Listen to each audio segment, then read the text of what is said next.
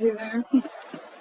So this is going to be one of those long-winded intros before we get to a reading, okay?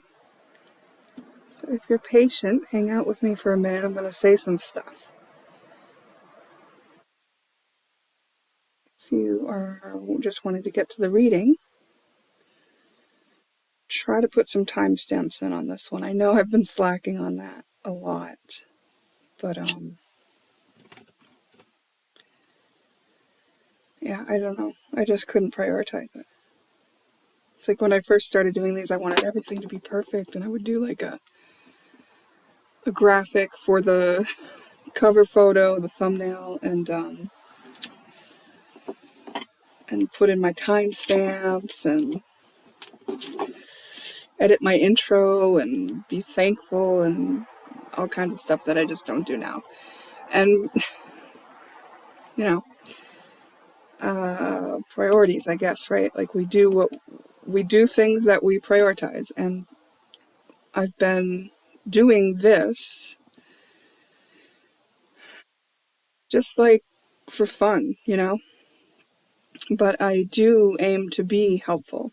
So I'm glad that if you find this assists you in any way, I'm really, really happy for that, and I appreciate you watching very much.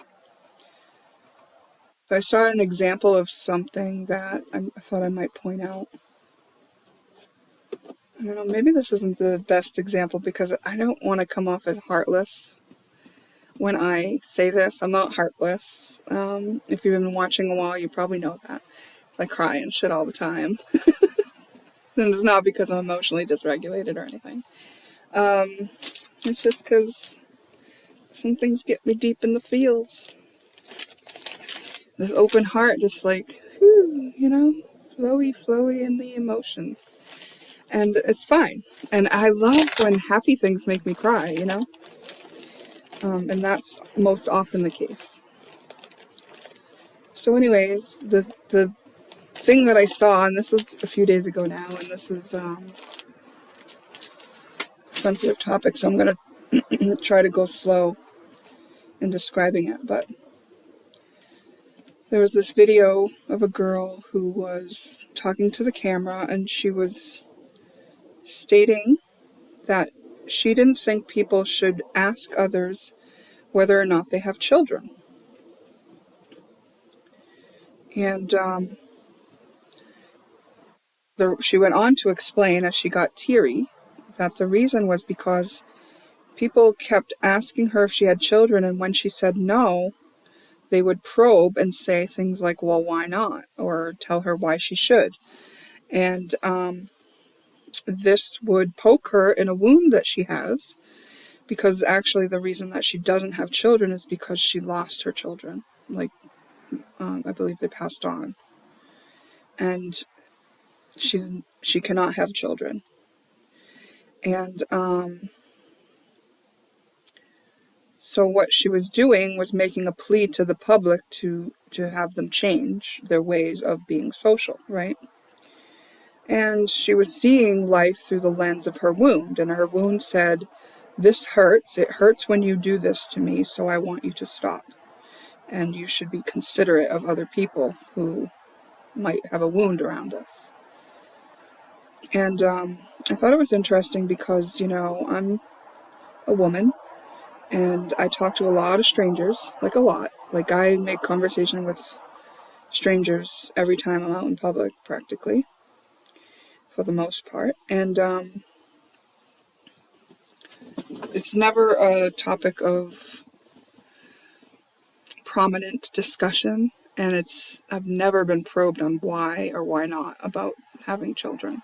Like, I wouldn't dream of asking someone that if they hadn't asked me first. And just to me, maybe it's an older generation thing where older women are wanting younger women to procreate or something. I'm not sure, but like, my experience, it wasn't a topic that was so prevalent in social interactions among strangers. But yes, children do come up because, of course, like, it's like when we have children, it's like we love them so much. Of course, we'll talk about that.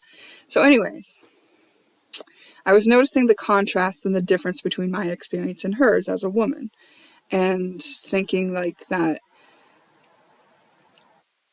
what she doesn't realize is that the universe is actually giving her the feedback of her own vibration. And because she's had this loss and she's still processing through her grief, she keeps getting lined up with people who were poker in that boo-boo. So she keeps getting lined up with all the people in the world who will probe someone on why they should have children if they don't. And the reason is because they're magnetized towards her because she has that wound. And that wound is looking to heal, right?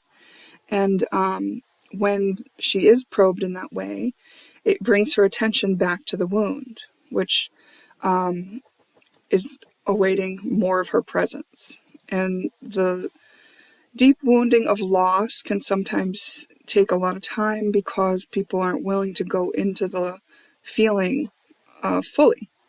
And when we go into the feeling fully, it can move through us. But we often resist it because it is so painful. And often it can also be just because like we have to get back to life and work and our responsibilities and things like that.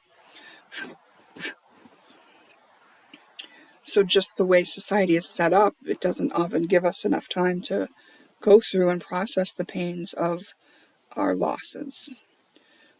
So because she hasn't fully processed her loss yet, it's still awaiting her presence, and therefore, because it is time for it to be healed, the universe is giving her repeated opportunities in order to heal that. And what this scenario reminds me of, that I wanted to offer to you as a reminder, is that we are always creating and living and having the experiences we need to heal until we're healed. Like everything is an opportunity. Like on a soul level, spiritually speaking, the people who probe her on that question to activate her in the wound are actually doing her a favor by helping her get another layer of that, emotion processed. And so if it wasn't loss, it could be anything, right? It could be any unprocessed emotion. When we are repeatedly activated in that, it is because it's coming up into our awareness because the human brain notices patterns. So if we notice we keep getting activated then we'll notice it, and then that will bring us closer to that first step. And I talk about the steps that we take in order to heal, and that I've programmed myself to operate in this way, which is to acknowledge that you have the feeling, validate why you have it, accept that it is there, and be present with the feeling. Be the one who can love yourself through that feeling. Fully present. Like, allow it to be there. So you're no longer pushing away, resisting it, ignoring it, suppressing, denying, any of those things that actually anchor it into us and keep it looping in our vibration. So if you look at any thing in your life that's repeatedly causing you an issue, you might be tending to do what she was doing, which is projecting, which is she was blaming it on someone else and saying, no, you are the reason that I am hurting right now, so you need to stop. But actually, if the hurt is existing in us, then it's in us. No one can actually make us feel anything. We have control over that. And we don't think that at first, right? But once you start practicing like this and understanding and being with yourself more, you get to know yourself, and what you do eventually understand is that, it is a choice. I really do get to decide how I feel. And I get to decide whether or not to be present with my feelings. And I get to decide whether or not I'm going to project that onto the other person. But before that stage, it seems pretty common and probably likely that you may be in an automatic way of handling those things, which is to automatically blame someone, automatically look for the person to blame, automatically suppress, deny, distract from whatever it is. And the reason why you would have an automatic program about that is because you may already have a coping mechanism in place that is helping you to avoid feeling the pain of that. And that may be taught to you from the environment that you grew up in, or it may be something that you've adapted to in order to cope with life, or an experience that you had that wasn't processed all the way through, that was overwhelming, or that you misunderstood. So those are the reasons that it can get anchored in us, and that we have to eventually live it out until we rectify the issue. One of those issues is anchoring it into us. So if you look at any situation in your life, especially ones where you're projecting and you're saying, this person keeps doing that to me, it's like, actually, if you just like turn it back into yourself and say, well, what is this person showing me about me? What's in me right here? They're showing me a weak spot. Let's look at this part of me, because if we call it a weak spot, what we can equate that to is just like a vulnerable spot. And what we can equate a vulnerable spot to is most often a child part of us that was too overwhelmed or didn't understand when something happened to them. So it's not just those circumstances that can put us in this predicament, though, because there are also the programs that we got just by watching our parents and how they operate, how they handle certain things, being told not to pay attention to certain things or not to act certain ways. All those can kind of constitute things that are misunderstandings and things that overwhelmed us. And so sometimes it's not our own conclusion that caused the misunderstanding. Sometimes it's a passed along karma. And we would call that like your ancestral inheritance. And if you have an ancestral inheritance of your family living in dysfunctional ways, like power struggle relating or lack, survival, if you came from a family that was sort of like codependent or selfish, essentially, and things like that, as ways of coping from their own overwhelm and trauma, that can get passed along to you, right, through as a way of operating. And so those things too can need to be cleaned up. And by the time you get ready to clean it up, it's usually because you've noticed the pattern of it in yourself, like you're the common denominator, like, oh, this always happens, or I always feel this way, right? And hopefully you won't adapt the behavior and then just like change the behavior without dealing with any anchored in feelings about it. And the reason why I like to go through the feeling way is because if you adapt the behavior, now it's one step removed from the emotion that was tied to it. And now, in order to rescue yourself from those looping emotions, which are also attracting things into your life, now you're one step away from it, and you might not even be able to tie it in together very easily, right? Because you don't even associate what's happening in your life with the thing, because you've adapted your behavior. And even when they're passed on ancestral karmas, it can be that we live it out so that it causes us emotions too. Meaning it wasn't an emotion that originally anchored into us, but because we operated in that manner, it caused us some overwhelming emotions. It caused us to suppress or deny things.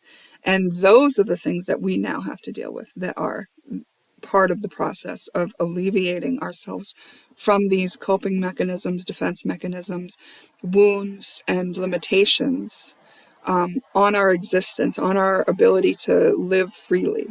And when I say live freely, I'm saying like the ability to live as a conscious creator on earth, meaning taking full responsibility for yourself and the creation that you are living. I mean, isn't that exciting? I know that my t-shirt dress looks a little weird here. I just got home and I just like threw this on because I wanted to be comfortable, but it was hanging up kind of funny. So it's got these little pokey things. Those are not bumps on my body. So, just so you know.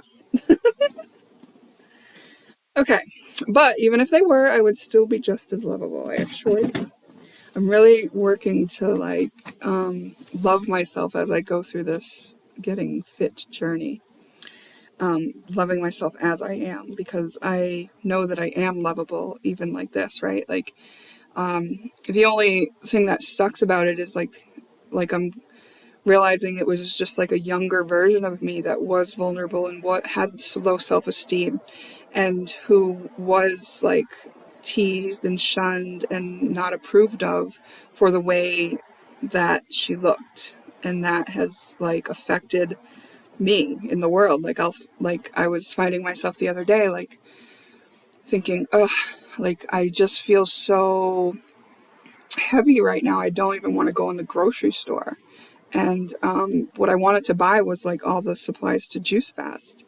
And I was just thinking about that. I was like, so I'm so uncomfortable with being seen at this size that I won't even go into the grocery store to get what's essentially the medicine I need in order to help me alleviate the situation. And I thought, why? Because somebody might think that I'm too fat. And it's like, well, I'm actually just the right size for the life I've lived. And I am taking responsibility for myself, and I don't need them to think I'm attractive, or I don't need them to even have any say about how I should or should not be. It's my responsibility, and I am taking responsibility for it, and I have every right to go in the grocery store and live freely and like be a human who gets to exist in whatever her state of appearance is, which is not dependent on people's approval, you know? So there was this little part of me that I was like acknowledging. I was acknowledging my feelings. I was validating why it was there. Oh, because I was teased when I was younger. I accepted that this was the case. And then I was present with how it felt. And I said, oh, I feel scared to be ostracized by humans that I actually love, right? And I'm just talking about strangers at the grocery store, okay? Like it was all imaginary that they might do anything, right? Because chances are most adults do not have that kind of mentality where they're walking around judging other people. So I was present with the feelings, which were not, logical. They were of a child who had been wounded. And as I was present with those feelings, they just sort of dissipated. And then it was like, oh, you know, easily go into the grocery store or wherever else I want to go, and easily wear what I want to wear and be as happy as I want to be in life while I'm still in this body. I'm always going to be in this body, but I mean while this body is in this state. And actually totally free of those feelings now about that, on that topic. And over the years, I've certainly dealt with other layers of that, but I've just never gotten to the full bottom of it because it's never been the exact priority, And being a hermit is actually like, my energy likes to be a hermit, okay? But it was also a coping mechanism for me for a long time. You may not know this, I haven't said this in a long time, but like I stayed home for like 7 years once. It was after the breakdown that I had. And that was before I even knew that my energy likes to be a hermit. So if you look at human design, I've mentioned it before, there are free calculators online. I have a 6-2 profile. And if you look at the life of a 6-2, it's the way energy works and what gates and energies are working in the life. And the 6 line makes me sort of like this wise leader, right?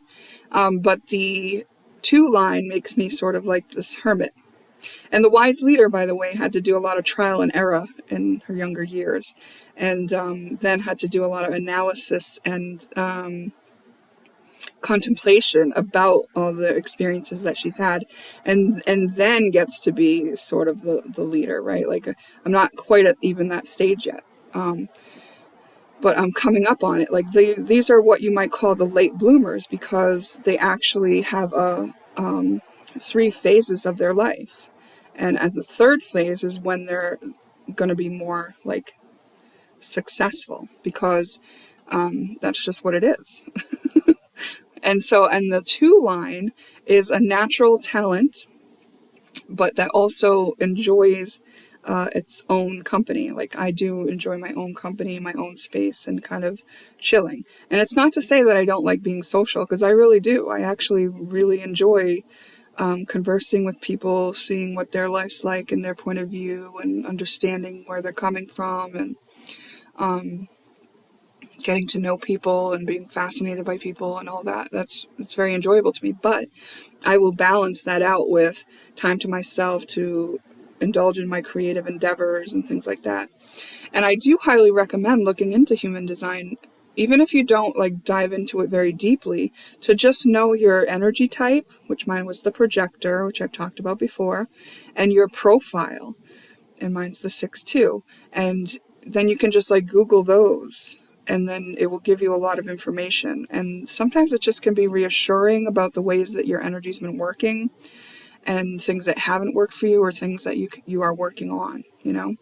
It can just be incredibly validating to understand that you're on track, or, you know, because we do have the society and culture influencing us.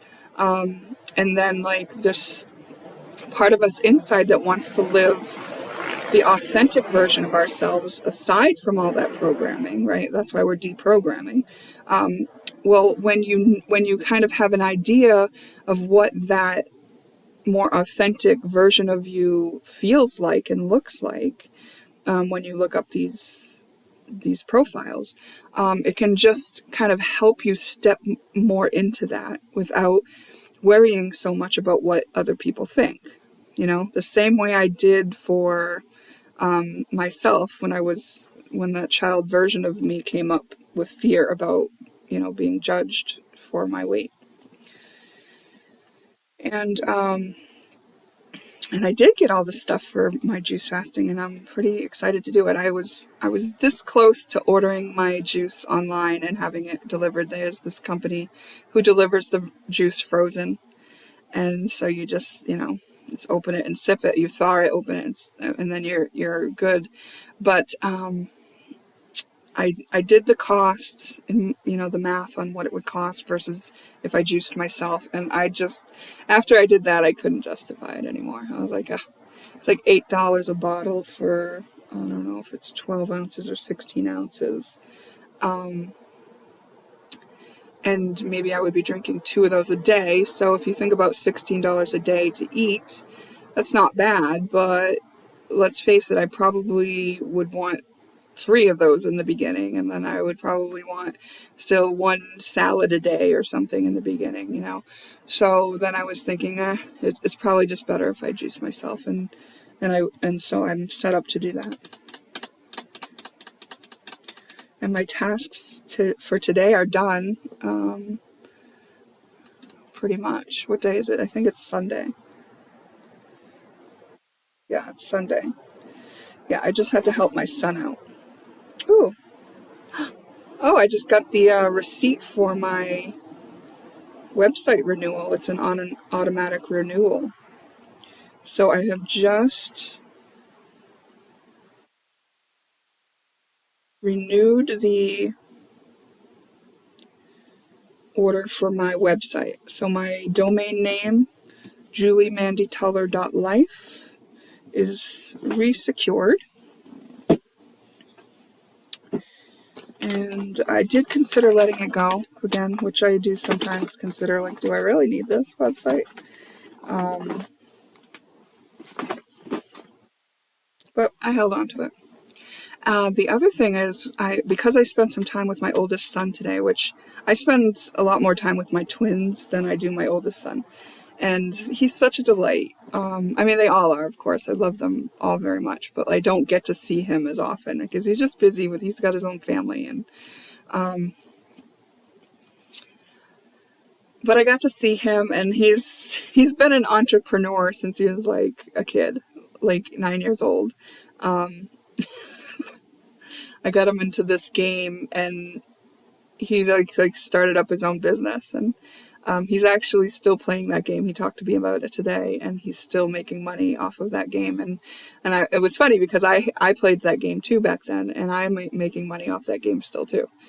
It's this game where you could set up a business within the game, and it does translate to real dollars, but you can also use the money within the game. So we both, and that, so when he was 9, so it's over 10 years, right, that we've both been in that game, making money from that game. So it's just like a common thing that we can kind of discuss. So we talked about that a little bit, and then I was sharing with him that I was thinking about making some candles. Now, I have been using these are actually like Hanukkah candles. Before that, I would make my own beeswax candles, which I like very much. They raised the price on the supplies for this beeswax candle, and that made me kind of venture out, and like that's why I got these wax candles to like tide me over for a while. I like to light a candle sometimes to hold space for the readings, but also when I'm going to burn Palo Santo or my sage, because I use loose sage. My lady sells it like this. She grows this, so she sells it like this.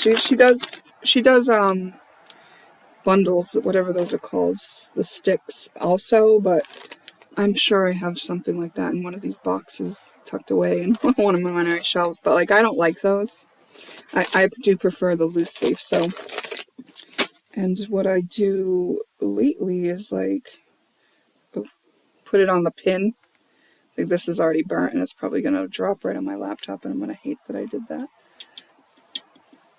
Yeah, so this is a pin, and I'll just like put the pieces on there and then burn it that way. Or I'll do Palo Santo. So anyway, it's easier with a candle lit, right, to hold the Palo Santo over the candle rather than, keep my lighter lit all that time. So that's why I've been, using candles. But then lately I got inspired because that Jess Puckett, which I've mentioned on my channel before, is a great reader. She has a YouTube channel, but she's also now selling candles, and they're like spell candles. And this isn't like dark magic bullshit, okay? I don't play in that. That's dumb to me. Like I'm too smart for that. Which is a little bit of an arrogant statement, but I think it would be dumb to play in black magic because I would never hurt other people, because I know that would like be hurting myself, and that's dumb to me. And I did self-harm as a teenager. I don't know if you've ever noticed I have scars, but anyway, we're way past that stage in life. So anyways, she's doing spell candles, and I was going to order from her, but the candle I wanted, it was going to be like half the price of the candle for the shipping and handling. So I just kind of paused, and I thought, actually 2 candles would be better, but like if I'm going to spend that much money, why don't I just make my own candles? Because then I can make a lot more, and I could have them tuned to my own energy. And that idea really appealed to me. So then I thought, oh yes, I definitely want to make my own candles. Now my daughter-in-law makes her own candles. She's been selling candles, and her business does very well. She ships them out in bulk to people who order them for weddings or to sell in their stores and things like that. So I knew that I could maybe get some tips from her, and then I started shopping for the supplies. And so I was talking to my son about making candles, and he just jumped to this idea that I would sell them. And I was like, oh, well, I wasn't really thinking of selling them necessarily. I was more or less wanting them for myself. He's like, oh, that's not interesting. He said, but if you want to sell them, I'll invest in your business. And I was like, oh, I don't know. I really just wanted them for myself. But I do think that I'm going to eventually place the order. For all the supplies and stuff that I'll need, I'll probably end up being able to sell at least like 10 candles, like 10 8-ounce candles, and maybe a couple 4-ounce candles.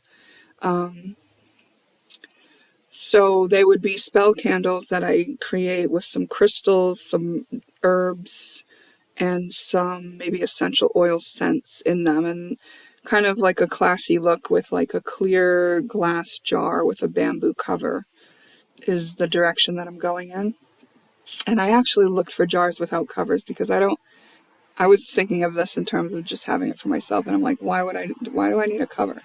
Like, if I'm gonna have a cover, I like the bamboo cover look. I don't want jars that have the twist or the tin. Tin's not my favorite.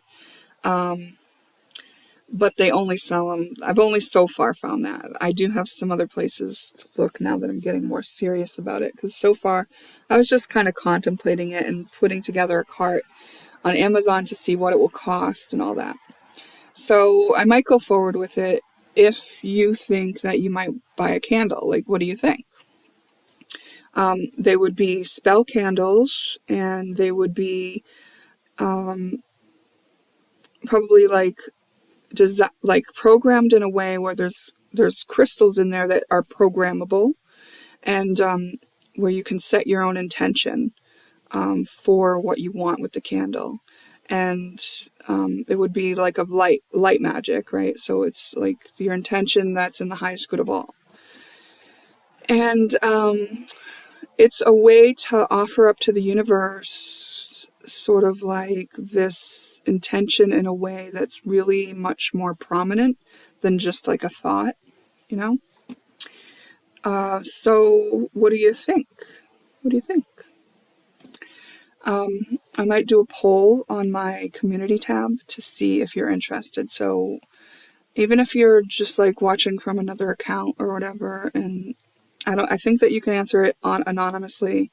I'm not even going to look at who answers it. I'm just going to look at what the answer is. Do you want a candle or not? Check out the poll and let me know. I'm probably going to do it either way.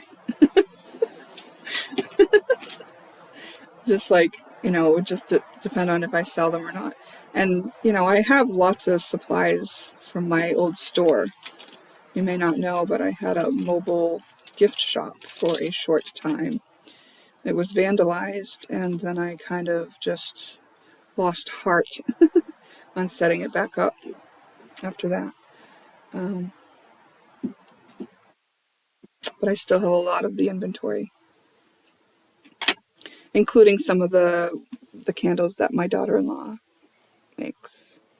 They're $6 for a tin, and they are scented and beautiful, and I'll have to check them out from my inventory stock to make sure they didn't like melt in the heat this summer because they've just been stored away. Okay. So yeah, I'm going to put some rose quartz crystals in them, some rose petals. So these are a good gift item, but also like if you were to request a candle, you know, that that didn't have rose petals or didn't have a certain scent or it was just more plain, I can accommodate all of that.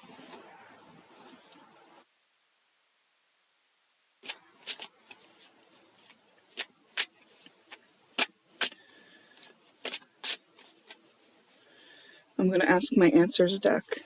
Do you guys want candles?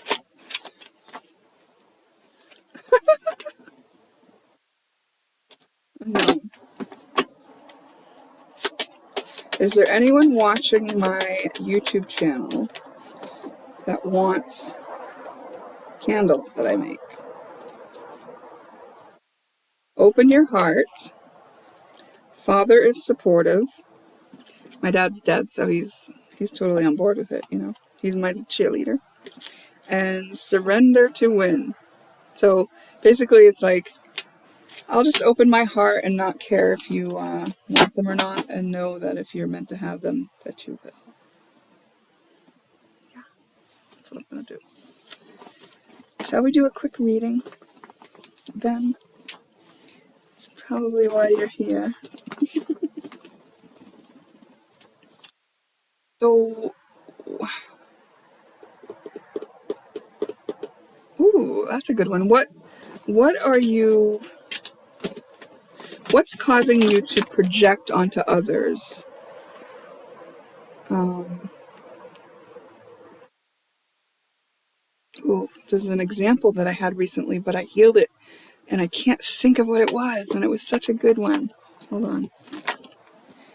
Because, like, I get excited when I find them within myself still, because I generally have cleared up everything that was making my life miserable, you know?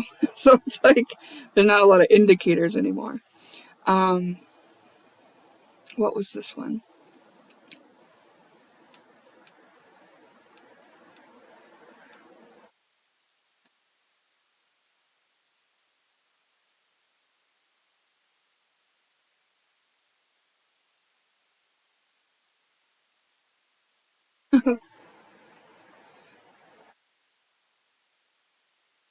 It was about this soul contract that I have.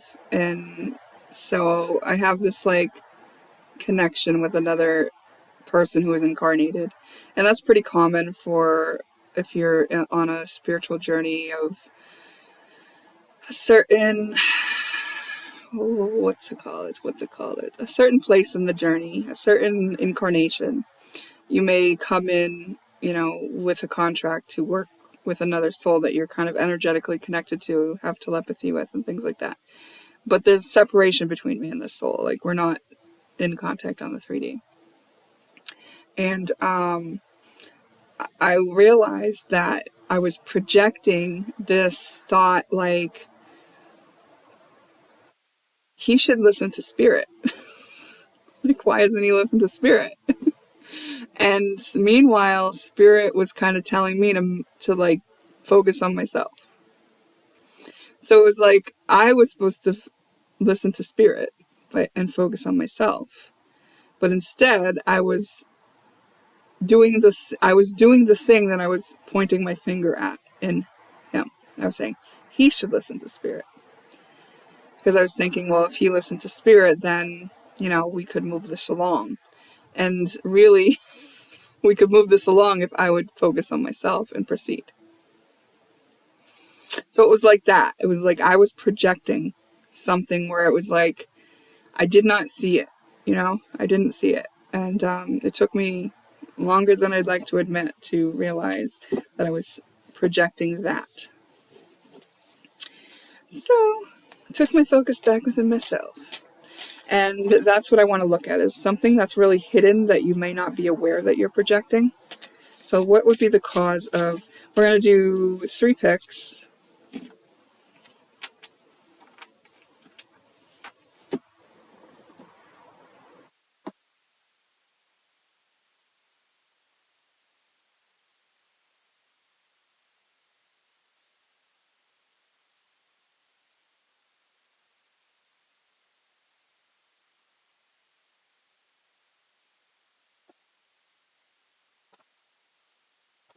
Pick 1, pick 2, pick 3.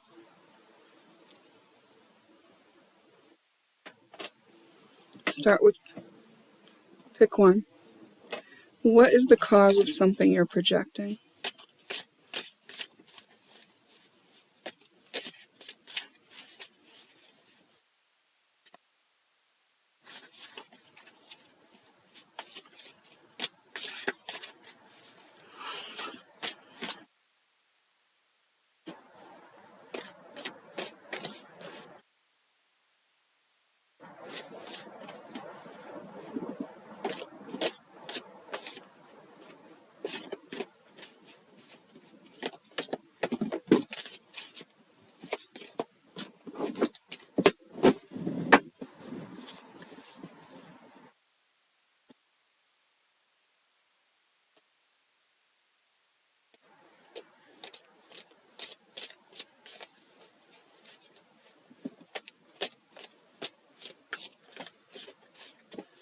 Bob Dylan's song Forever Young has popped in my head. I did hear that song earlier today.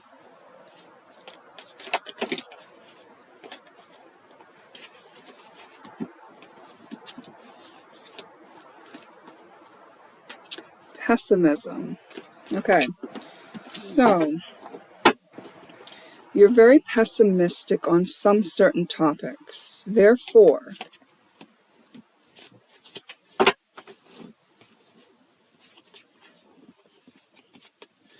apathy, humor. It's not how you spell suspicion, is it? I have to look that up. The other day I misspelled the word stalked. Like I meant like stalker, like stalking.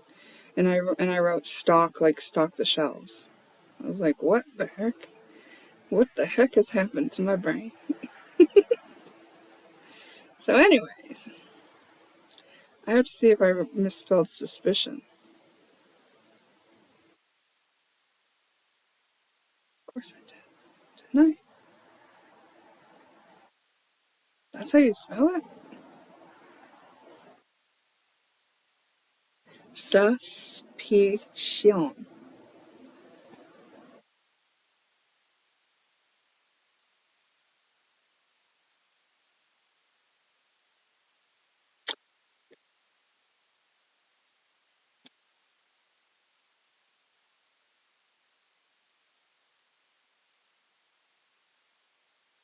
Oh yeah, I know what this is. So, at some point life disappointed you. Right? And now, as even though it's not in your conscious mind, even though you probably override it quite a bit, even though you would have thought that you didn't do this,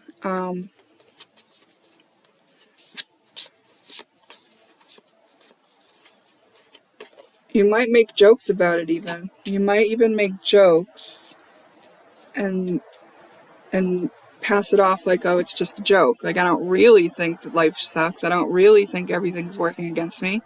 I don't really think that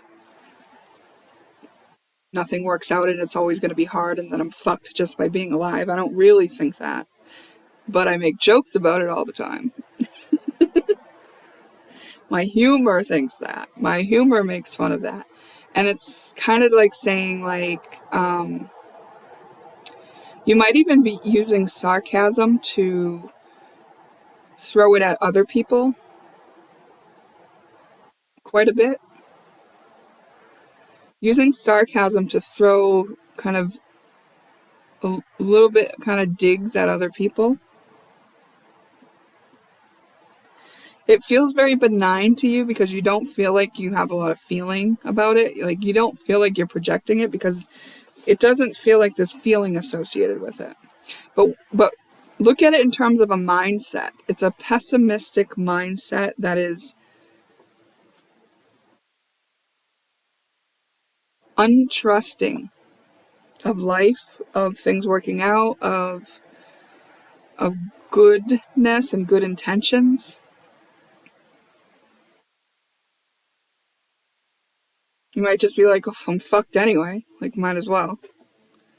Like, like, like you may have lost faith that in acting in goodwill matters. Because, okay, so here's the thing. And you might argue and say, oh, well, when I was a kid, I hadn't done anything wrong, but like life was handing me a shit hand. Okay, I get it. I do get it. Like, really. But like, as a child, you were downloaded with your parents' programs. Remember? You had their energy. And you were attracting from that point of attraction. So you also had your soul's intentions in the mix of what you're attracting. So, acting in goodwill and thinking positively, expecting the best or just being neutral, it's not the same as, I just lost it.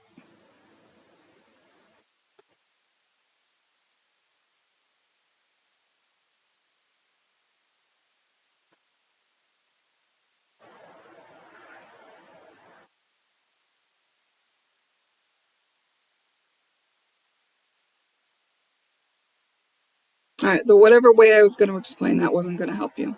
So we're moving on to another way. I can figure this out.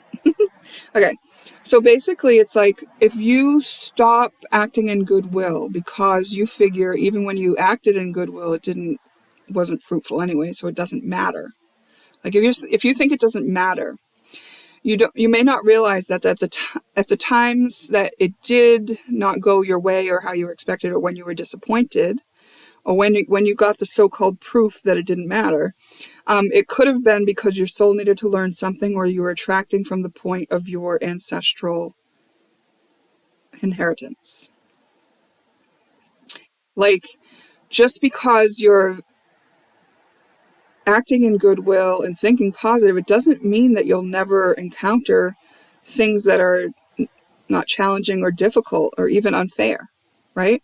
What if you were balancing the karma from another lifetime, and instead of just like taking it, in the chin or whatever, and then like moving on onto the high road, instead you go, oh, well, I'm going to retaliate against them, and who cares? It doesn't matter if I'm on the low road or not, because things will hit me in the chin anyway. And it's like, well, that's not actually how it works. What you actually did was, where you could have cleared a karma, you instead perpetuated it. So you reinforced the loop that you were actually being given an opportunity to break out of, right? Like, I didn't just like start thinking different and then automatically my life got magical. No, it took a lot of work. It took breaking down my programs. It took taking the high road. It took making the better decision when I was faced with the same old experience that I had before, and maybe made a bad decision before. And when I say bad decision, I mean a decision in a lower natured way, where I wasn't thinking of the win-win-win, and where I was doing one of those dumb things where I was acting in a way that would harm somebody else or myself. All it does is perpetuate it, and that's what war is. That's war. You're literally at war when you will not take the high road. Now, say you take the high road on something and then you still get smacked, right? And by life and some circumstance, and then you just go, and then you say, see, I knew it. It's like, no, you are reinforcing it. You are creating that. So for instance, me, right? I take the high road, and then like something smacks me again, and I don't just give up. I say, all right, I'll take that too, and I'll keep going. And then a while later, I got another one to do. Well, listen, I'm getting out of the trenches, the mud where the lotus is growing, right? Like there's a lot of mud for me to get through before I even start seeing the fruits of my labors. There's a while, right? But like, I know that it's worth it, because I'll never get to the fruits of my labors if I stay in the trenches, if I stay in the mud. I'm not going to bloom like the lotus if I just wallow in the mud the whole time. You have to work. And when I say work, I mean do the shadow work, right? Inquire within yourself, take the high road, do the acknowledge, validate, accept, and be present with all the emotions of every experience. You have to do that for a while before you're going to get clear of all the backlog. Because here's the thing.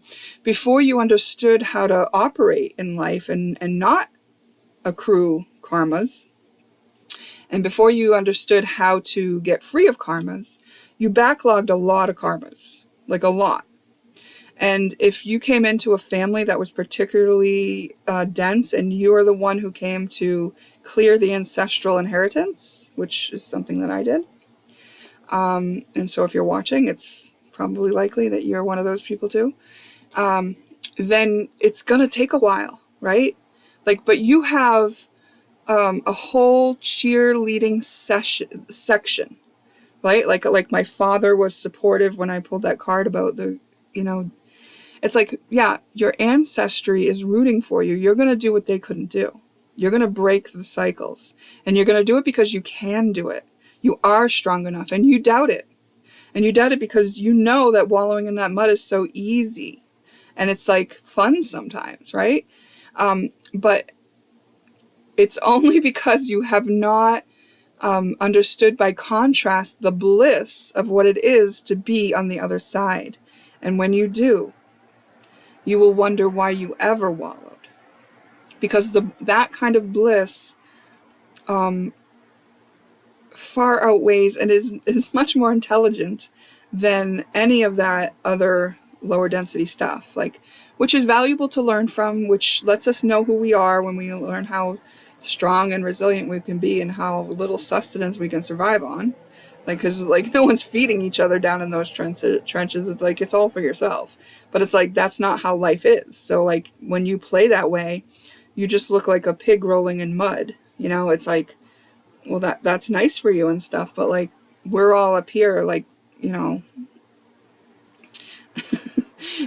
creating a new way to be on Earth, forging the pathways that make it so our children don't have to wallow in the mud anymore. And so that there are examples of people who understand the value in unity and working together as a team called humanity.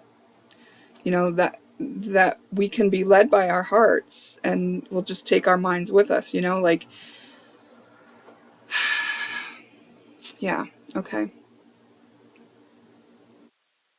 So maybe what you're projecting is the responsibility.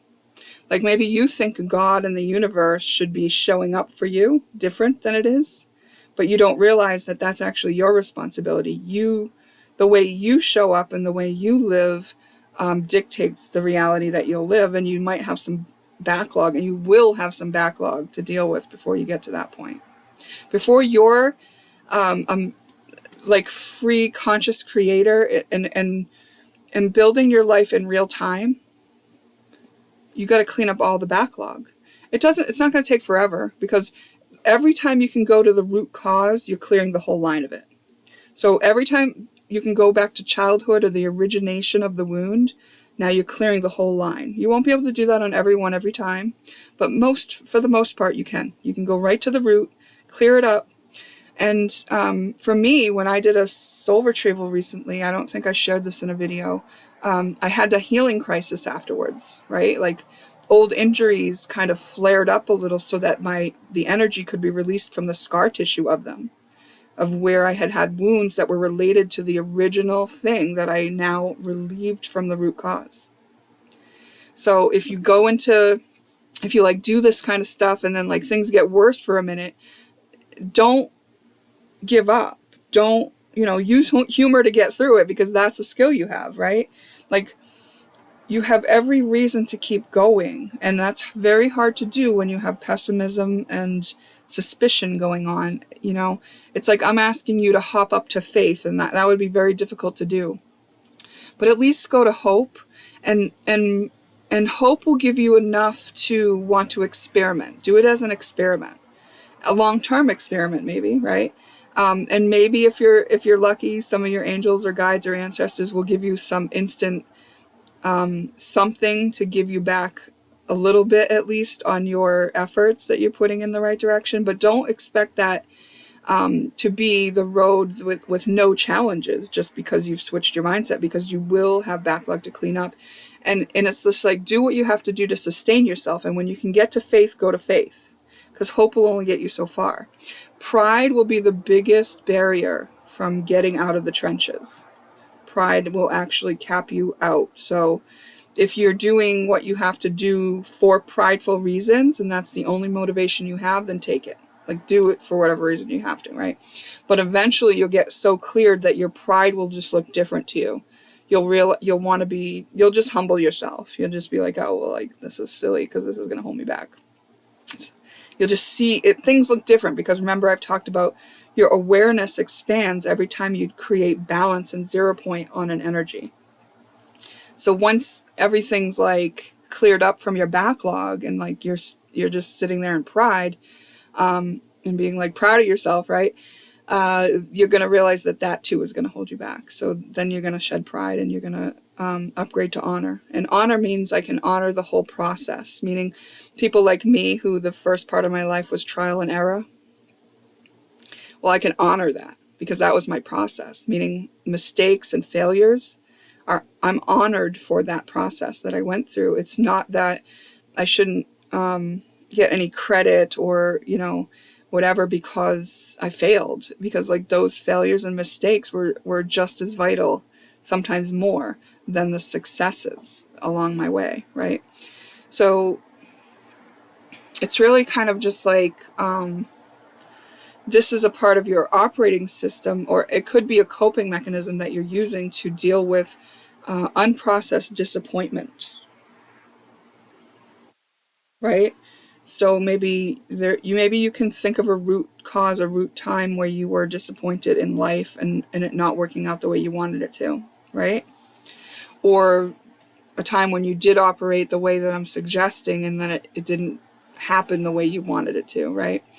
And it's like, well, from this more adult version of you, you can kind of see that, like, yeah, well, sometimes there's still a lesson to learn even when you're doing the right thing, right? Like I still had things to deal with, challenges to traverse, even though I was already taking the high road on everything that I could, everything that I was aware of, everything that was put in front of me. I was taking responsibility for myself, being self-sovereign, being present with my emotions, you know, cleaned up my backlog. And it's like, well, there's still some stuff that my soul wanted to experience and learn about me. It's like, okay, well, especially when your backlog's all cleaned up, like that very next day, it's like maybe there'll be some sort of crisis or challenge, just so that you can see how far you've come. And you can say, oh, well, there would have been a time where that would have put me under. I would have been suicidal. I would have tried to give up. I would have played the victim, but not now. Now I can see that I can traverse even that. And I can do it with my head held high, and I can do it without skipping a beat. You know? Okay. Pick one. That is your reading, and that is just some information to reflect on. So take what is helpful to you, and I'll see you in a future one. Now we're going to do pick two. What is causing you to project? Uninspired. Let's see what this is referring to.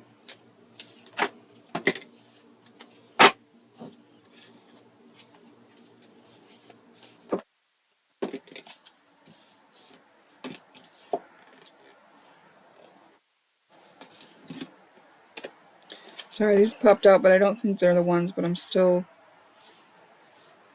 looking at them.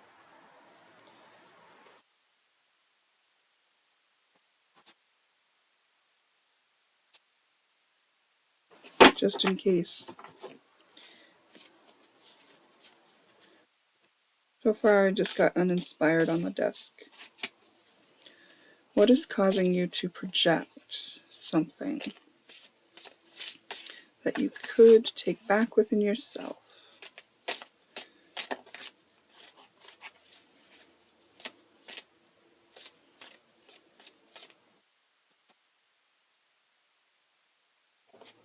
Well, that's the second time that one came out, so we'll take it. Dissociation. You're kind of going through the motions.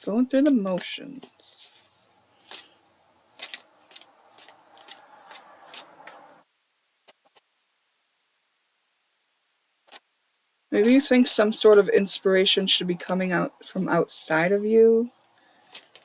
You're expecting spirit to give it to you when really it's supposed to come from inside of you, but you're not inside of you right now. Pessimism.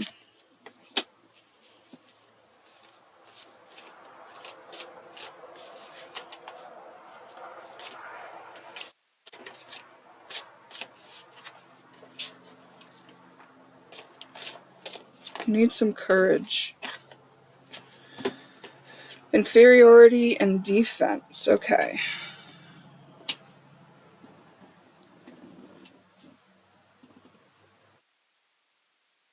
This is what's causing you to project. So now I'm kind of just trying to ask, what are you projecting then?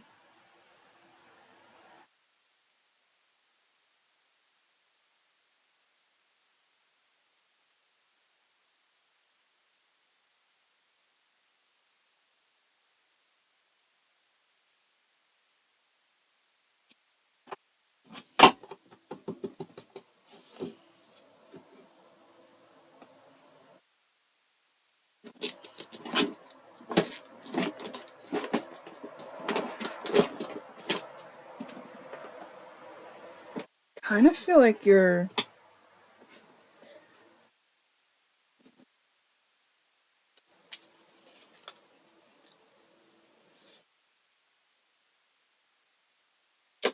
maybe not acting sovereign, like looking outside of yourself for something. Let's see.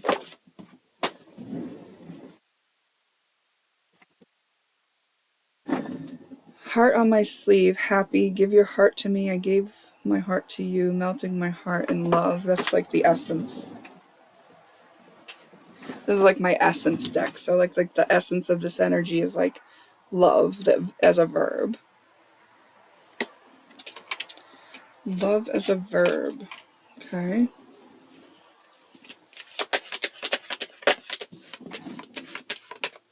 It's like you're kind of pessimistic and feeling not good enough for some love situation.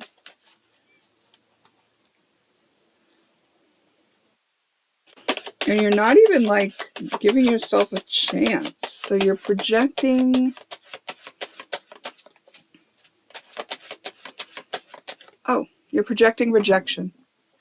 You are assuming someone is going to reject you, but really you've rejected yourself. You haven't given yourself the credit that you owe to yourself. And instead you're saying, well, that person's going to reject me. And you're not realizing, see how that's a rejection of yourself to assume that someone's going to reject you? If they had rejected you, that would be different. And this reminds me of something that Jess Puckett said in a reading on Patreon that I watched the other day of hers. And she was saying that, like, for that person's who she was doing the reading for, it was saying, like, it's like you need to get bit by the venom. So, like, say you feel like you're going to be rejected by someone.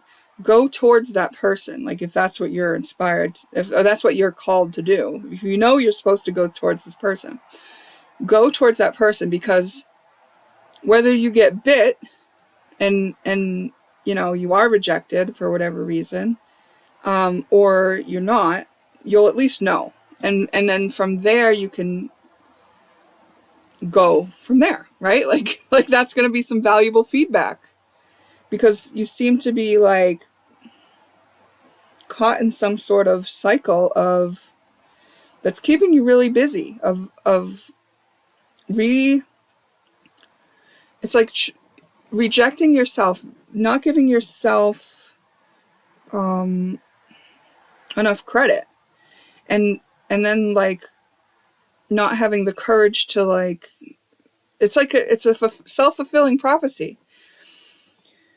Because you don't give yourself enough credit, you don't have the courage to go forward and even risk anything for love, that you're busy in the cycle of trying to figure out or something.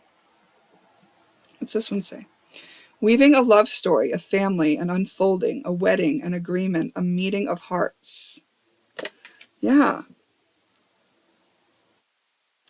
There is some sort of love situation that you are called to, right? And your heart, I think, is what wants it. And you don't trust that.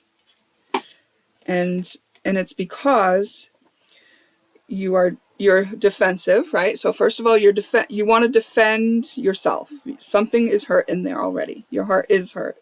And then you're also like maybe like waiting for a sign outside of you, or waiting for that other person, and like also expecting them not to do it, and also like not inquiring within yourself about any of this stuff. Like you're just like ignoring these cycles of thought, and then also you are also feeling inferior.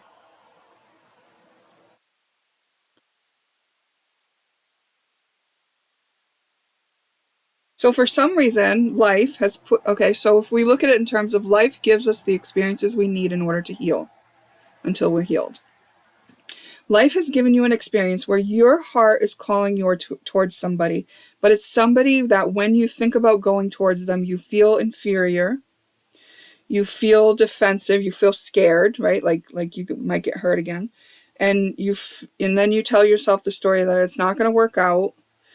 And then you still want it to work out, so you kind of wait for a sign or something. You feel like something will tell you. But you don't realize that it's already telling you. The heart call is the thing that's telling you. It's just like you're waiting for another sign because that's a way to stall it out and not deal with the uncomfortable feelings that you're feeling. You're totally like dissociated with actually what the feelings that are going on in your body. So the projection is the rejection, but you're rejecting yourself, and you're expecting that it was another person that is going to reject you or is rejecting you. We don't know, because I don't think you've gone towards this person. So, I mean, it takes a certain level of vulnerability, and you are not willing to be vulnerable. So you're looking for any way around being vulnerable. And the reason is because there's a part of you that feels inferior. So let's acknowledge that, validate why. Why do you feel inferior? What is it that lets you tell yourself the story that you would be lesser than anyone? Because that can't be true. So, but there's a version of you along the way that had some sort of experience that concluded that because of it. And then accept that this is the way that you feel, right? Like, okay, you feel inferior. It's like, fine. It's just a human way to feel sometimes, right? And it's an indication of something. It's not a fact. It's not a fact that you are inferior, but it's an indication that there's something to attend to in you when you feel it. And then you be present with what it feels like to feel inferior. Can you just sit with that?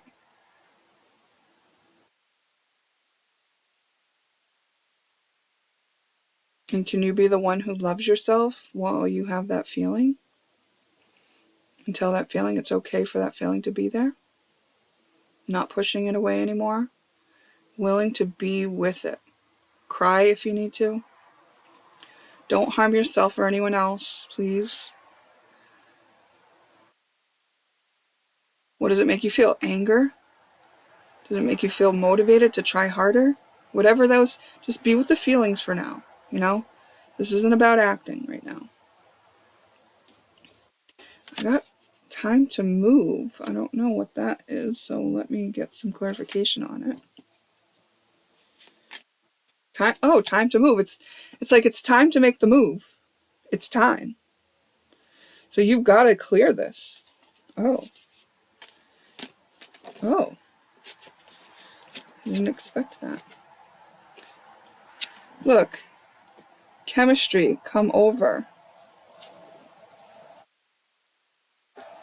This is the instructions for these cards. I just left it in there as like an indication that, like, okay, something multiply.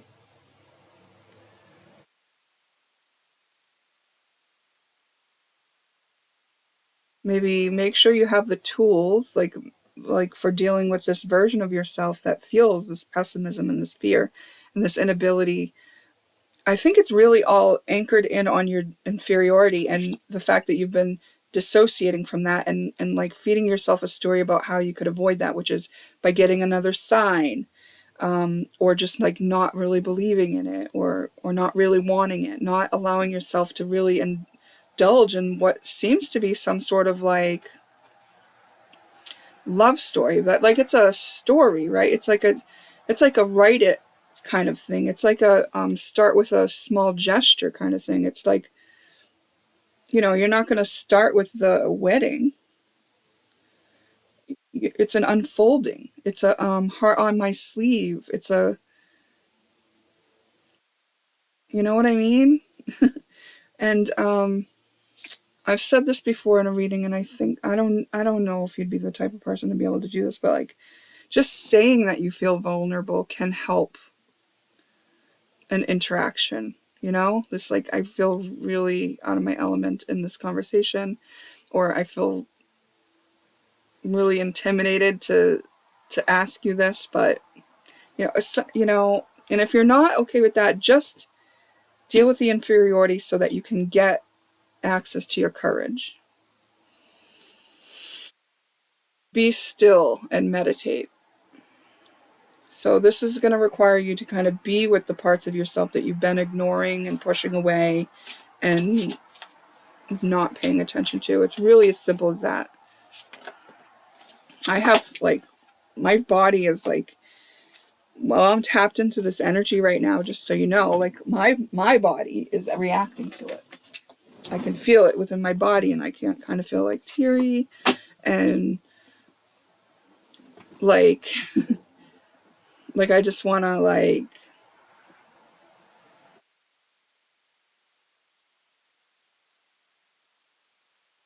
tell you it's going to be okay, like, so worst case scenario, you get rejected, right? Worst case scenario, it's true that, this, your heart called you into a situation where you got rejected. It's like, well, if that's the case, then perhaps your heart called you into this to get rejected so that you could heal a wound of rejection. And when you do the formula for that, acknowledge that you feel rejected and it sucks. Validate why feeling rejected sucks, why you don't like it. Okay? And because you really wanted that thing, or you really thought that it was going to be something different, or and then accept that you feel it,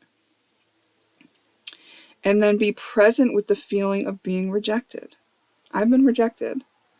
I've been rejected by someone that I really, really didn't expect to reject me. And it was hard for me to be with the feeling of it, because I definitely wanted to dissociate from it and just like act like it didn't happen or it wasn't important and stuff. But like, I kept being reminded by spirit that I needed to be with that part of me. And so I did, over time, little bits at a time. I actually had to be rejected by that person a few times in order to really let it activate me. Because it just didn't make logical sense to me, because I felt, why is spirit sending me towards this person when they're rejecting me? I don't understand. I thought spirit had my back. And it's like, oh, well, now I know spirit did have my back. Because I need to be a person, an adult, around the topic of rejection, right? I need to be a person who can handle rejection so that I'm not afraid to take steps into uncharted territories and take a risk when I need to, when it's appropriate. Because I can do that when I know I'm a person that loves myself even when I'm rejected. Even when someone else doesn't love me, I love me. And that's all I need. That's enough. That will take me far. It can be disappointing, but I'm still the one who loves me even when I'm disappointed. You know? Check boundaries. Check boundaries.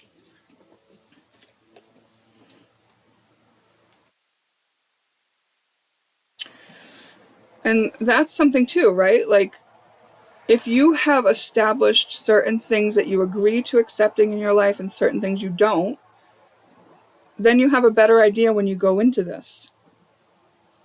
And I think boundaries are something you teach people about you. Like you can't just go into a new situation like this where it's going to unfold and then the person like steps on your boundary and then like you don't say anything and you run away and then like it's over. It's like, well, what if this is a person who really wants to respect your boundaries, but they just didn't know you had a boundary there? What if you could say to them, hey, I'm not comfortable with that at this stage, could we just like slow it down, or, not talk about that? Would that be okay with you? Maybe in the future I would feel more comfortable. And it's like, oh, and then this person would be like, oh, okay, yeah, I totally respect that. Thank you for letting me know. Because this person doesn't want to walk on your boundaries and they like knowing where they are. You know what I mean?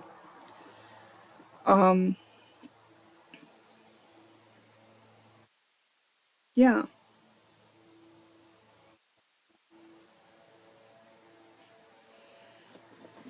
Look, I've got solid foundation here on the deck.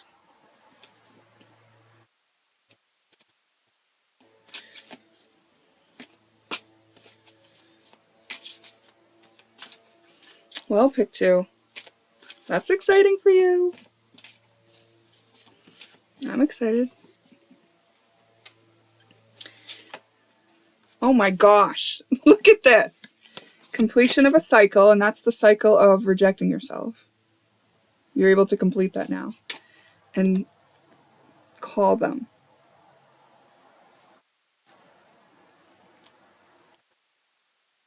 All right, pick 2. I'm going to leave you with that. What a great message.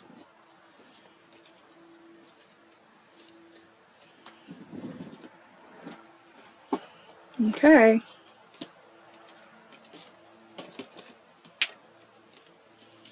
Remember, it's just information to reflect on. See you in the next one. Pick 3.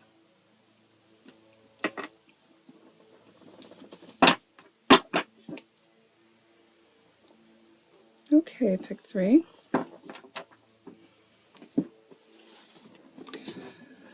What are you doing that is causing you to project? What is the cause of your projections that you may not be aware of?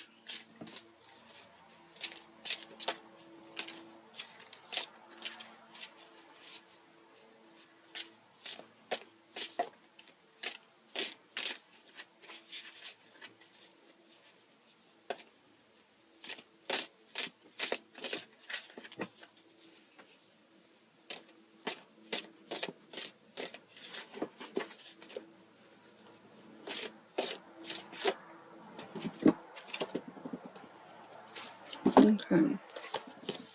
Overthinking, acting out for validation, and comparison. One of these is doubled up. We also got abuse of authority.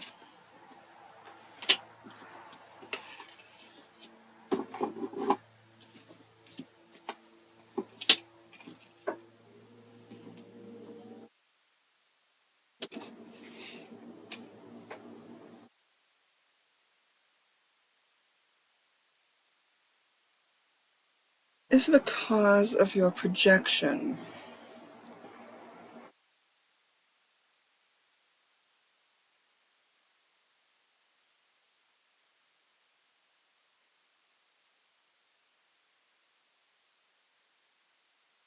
Okay, what are you projecting? Alchemize, healer, transmute, empath, realization, ignite, passion, spark, Mars, fire, Aries.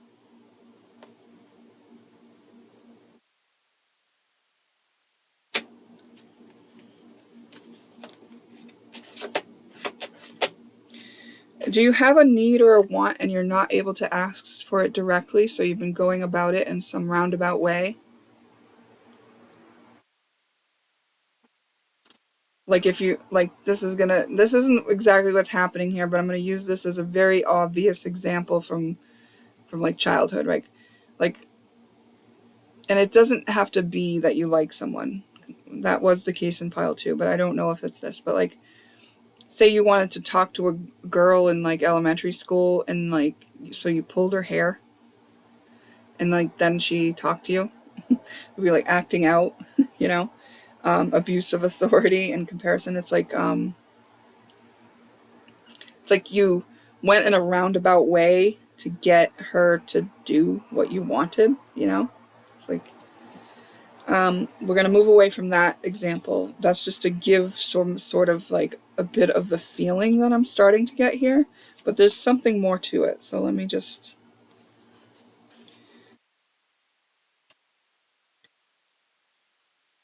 Fond memory, death, and final lost, missed opportunity.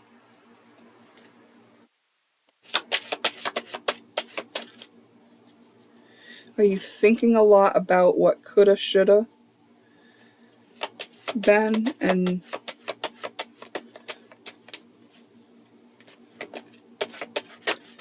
not realizing that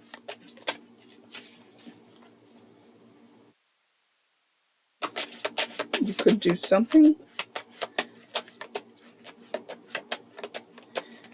I mean, I feel like this is definitely like a tendency to go on the low road, meaning like you would use like would have ulterior motives or had a strategy with a certain outcome in mind and be going at a situation in a manipulative way instead of an overt way.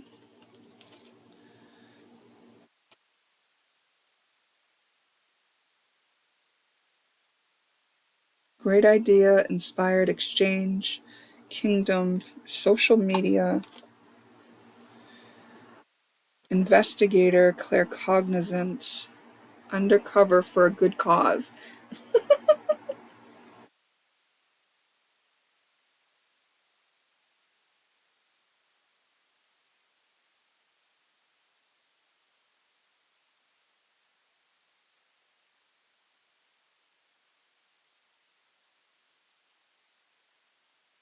Okay. Is there someone who you are comparing yourself to? And are you realizing that the way they do what you do essentially is different? And you are trying to validate your way of doing it, but actually your way of doing it is abusive. So are you discredit? What are you doing? What's the projection?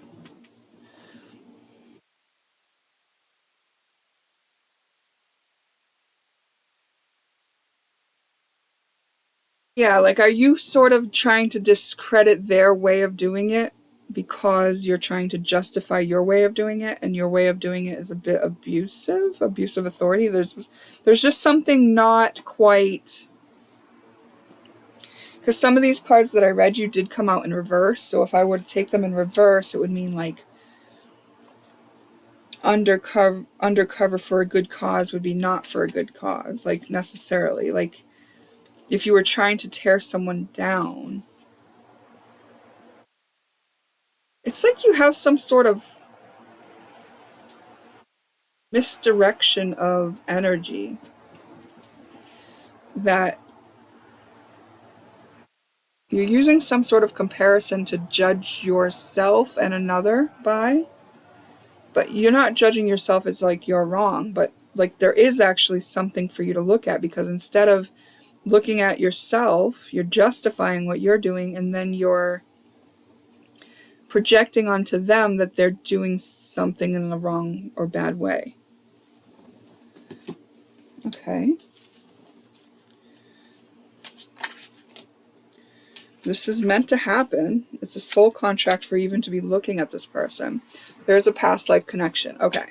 So it kind of maybe doesn't even make sense, right? For this lifetime to be, you might be like, why is this even a thing?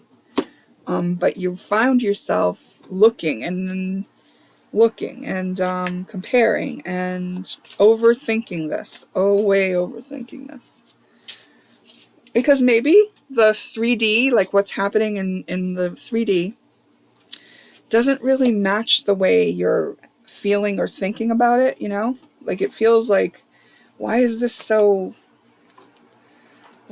a niggle point for me or something, you know? And it's because this situation was in your life to show you something that's within you that your soul wanted to pay attention to in this lifetime. And knew you would be in the pattern of, and knew you would not want to look at it, but knew that by comparing yourself to this other person, that you would be forced to look at it because they somehow shine a light on a contrast between what you do and what they do.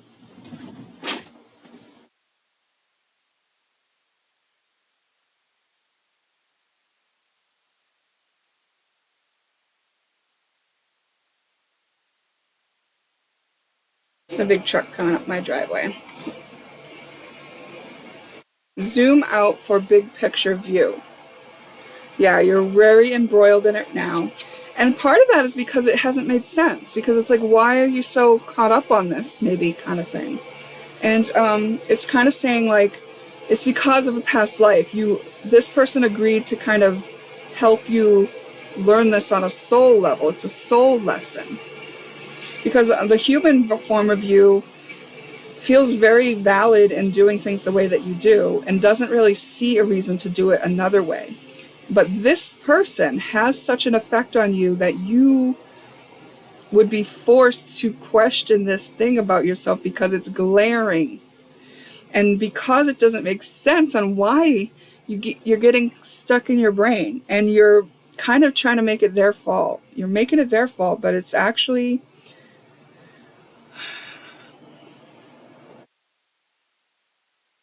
are you projecting an abusive authority?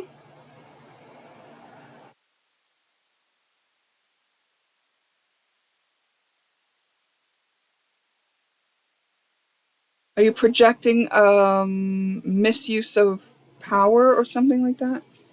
Are you projecting?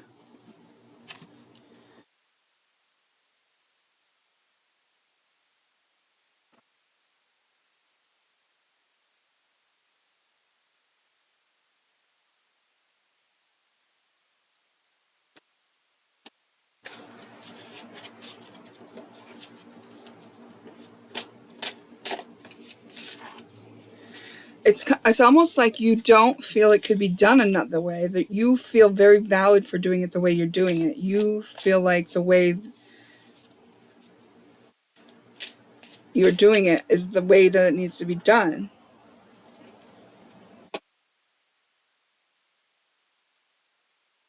Maybe there's even part of you now, and seeing the contrast, that would consider doing it the other way, but you don't even know if you could do it that way because you have all these valid reasons why you do it the way you do it. Because look, we have lack of self-trust. I want to say, like, you can do it. You can do this. Your soul made an agreement with this person to be shown this.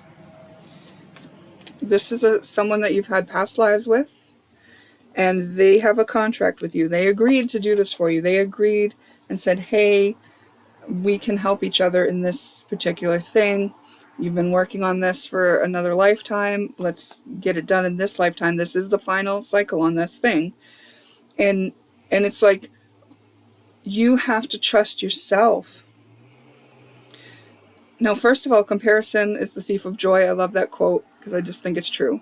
So the comparison in this case was helpful to you, but it's not that, like,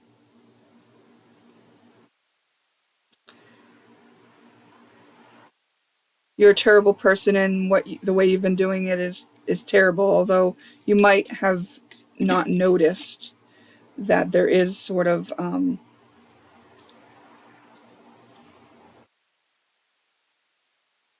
way that it would be like less abusive, like doing, like, winning at all costs kind of thing doesn't have to be the way you operate, in a way, right? Like, so say you're like a leader and you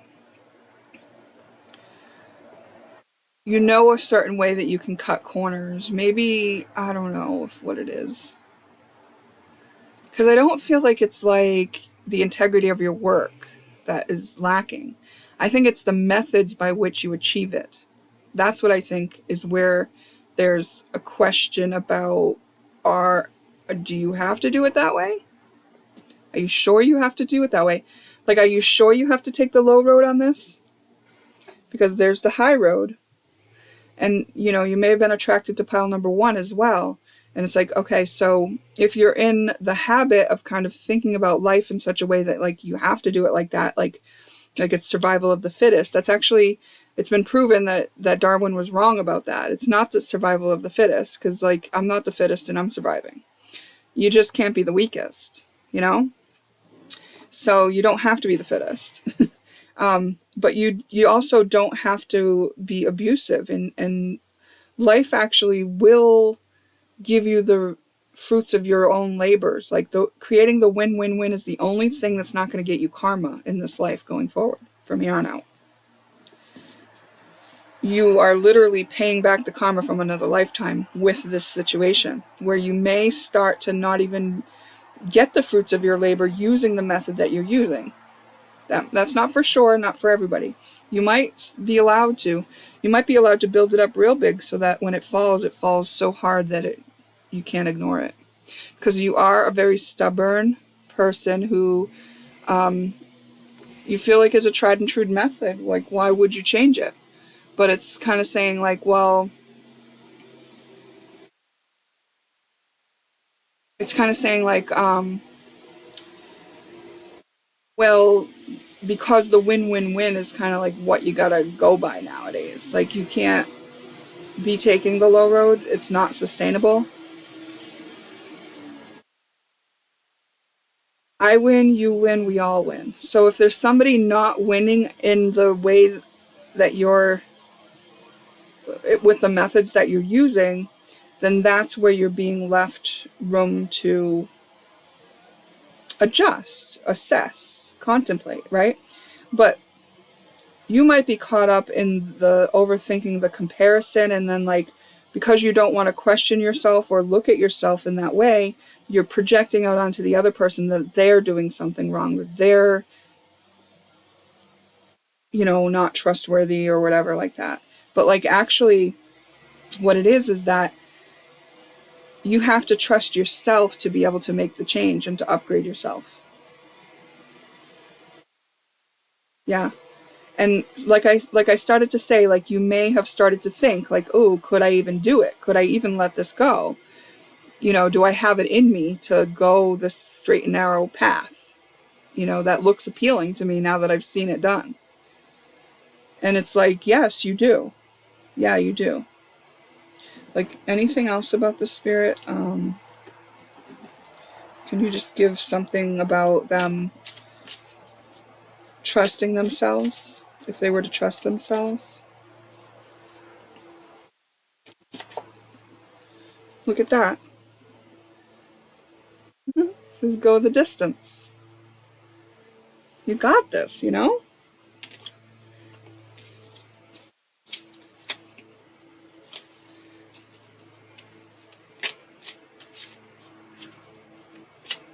just want to see if there's one more. Oh my gosh, I talked so long in the beginning. This video is pretty long now. So if you didn't watch the whole thing through and you didn't watch pick one, you might want to. It says family pets, so I don't know what that has to do with it, but maybe this is not a work situation, right? Maybe this is a life situation. Maybe you've been shown the contrast of how somebody else does it, and you may have wanted to tear that method down and find all the holes in it, but really, maybe you couldn't, and maybe now you've had to question yourself and like look at your methods and think like, oh, well, if there is something here for me to gain, like,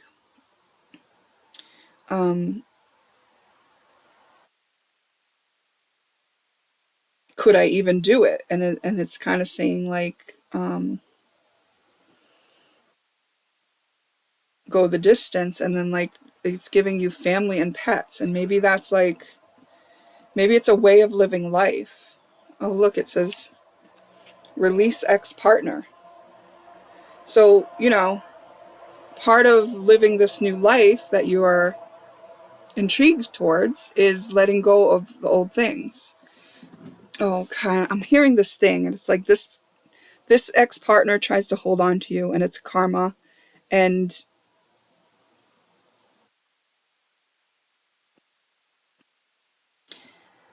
it's difficult to let go of it, but it is part of it. It's part of it. The only reason you wouldn't is because you don't trust yourself. So what's the reason why you don't trust yourself? Now, I know for a fact that there was a time I didn't trust myself, and it's because I made decisions, they backfired. I even followed spirit sometimes, and that backfired, and I was like wondering, like, well, how can I trust anything, right? And actually what it came down to is me showing up for myself over time, me having my back every time, me putting me in the equation, so that I wasn't sacrificing myself. I wasn't putting on rose-colored glasses. I wasn't allowing myself to be treated like shit, and I wasn't treating myself like shit. All that stuff had to go, and then like, I slowly earned my own trust back.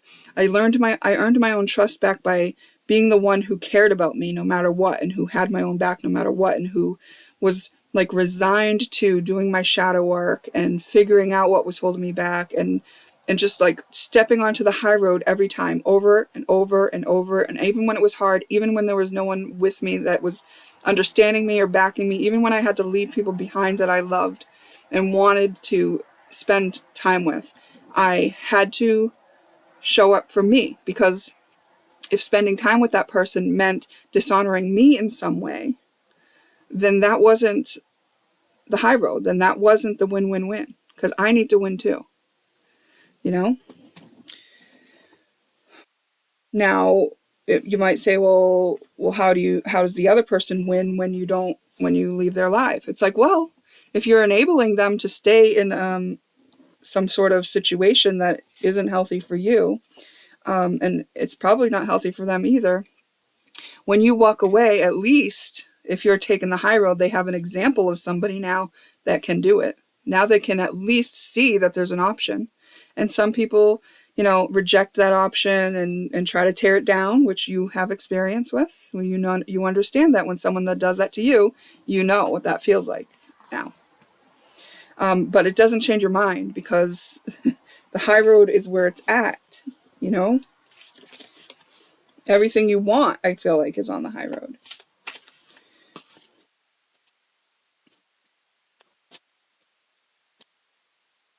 This is on the bottom of this deck glaring at me, so I'm going to show it, but it's drama triangle. And that is the victim, savior, persecutor roles that can be utilized in dysfunctional relationships. Someone's the victim, someone's the savior, someone's the persecutor. And the victim and savior can switch into the persecutor role at any time, both of them. So this is power struggle relating. And wherever that's going on in your life, some people will only allow you into their life if you relate with them in that way. And you just have to walk away. You're not going to convince them otherwise. You're not going to, you can't be told what to do, right? So you can't expect that you're going to tell them. And if you are letting them tell you what to do, like, why? So it's kind of like just being sovereign, taking responsibility for yourself, and being the example of that for anyone that does not resonate with you anymore, or is not acting in your highest good anymore.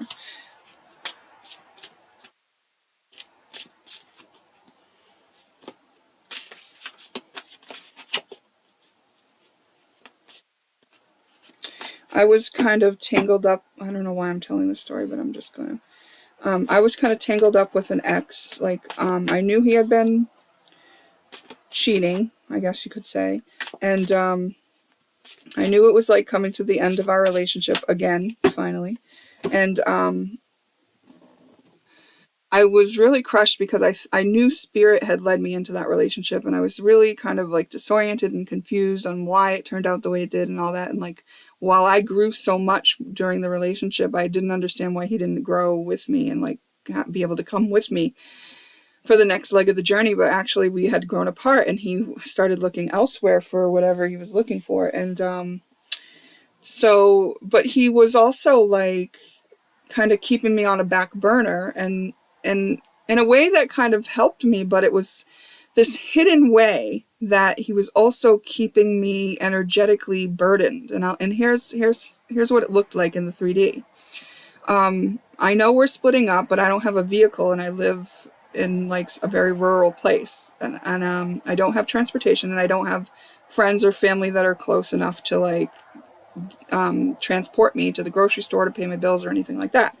So I would have been really stranded there, and it was winter time. So like walking the miles to the nearest store wasn't like the most ideal, and it was also up on a mountain. So he, even though we were breaking up, he actually didn't have his license. So he actually left his truck with me. And it was his brand new truck, and I really appreciated that at the time, because it just felt like, oh, at least I can get groceries and not be stuck here on this mountain. And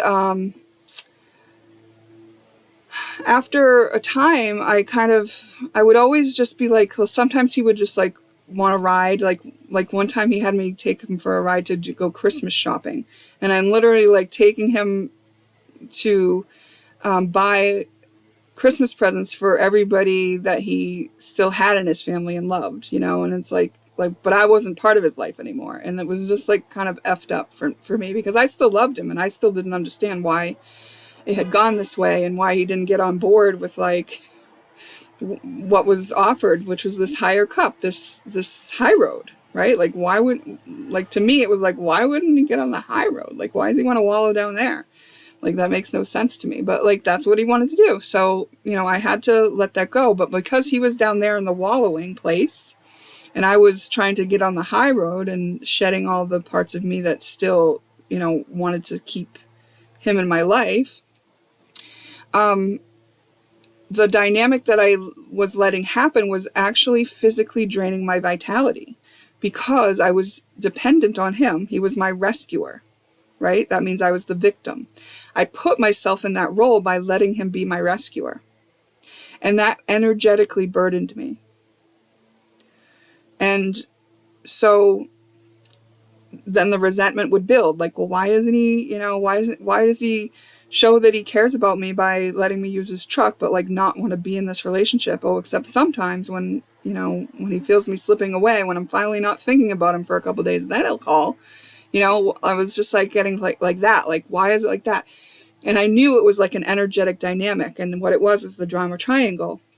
Even though it looked very like benign on the surface, it looked like, oh, well, if you're an adult and you know that you guys aren't a couple, why can't you borrow his truck while you guys aren't together and then like be an adult about it? It's like, well, because there was an energetic dynamic below that it was unseen, but that I felt very much, and it was draining me. And so what I had to do was just like give him his truck back and go without a vehicle, and decide that if I got hungry enough that I would walk the miles in the snow up the mountain afterwards to get my supplies. And I just went like that. And I just went and I gave it to God. And I said, God, you're right. I am worth more than this.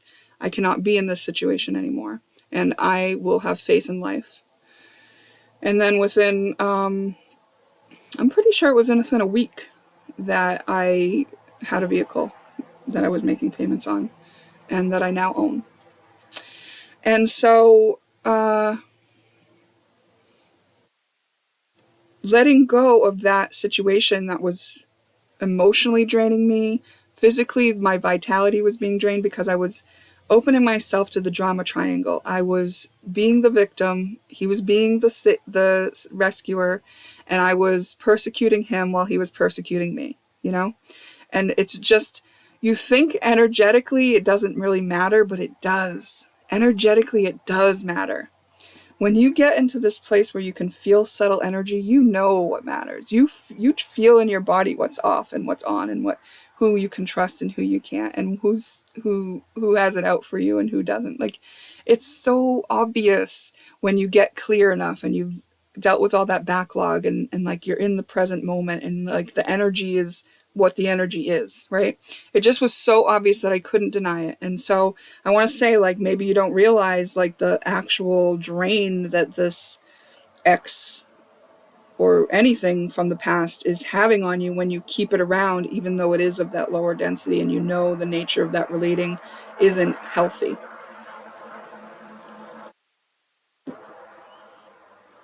Yeah, you're ready to complete this cycle. Look, it says exit the situation.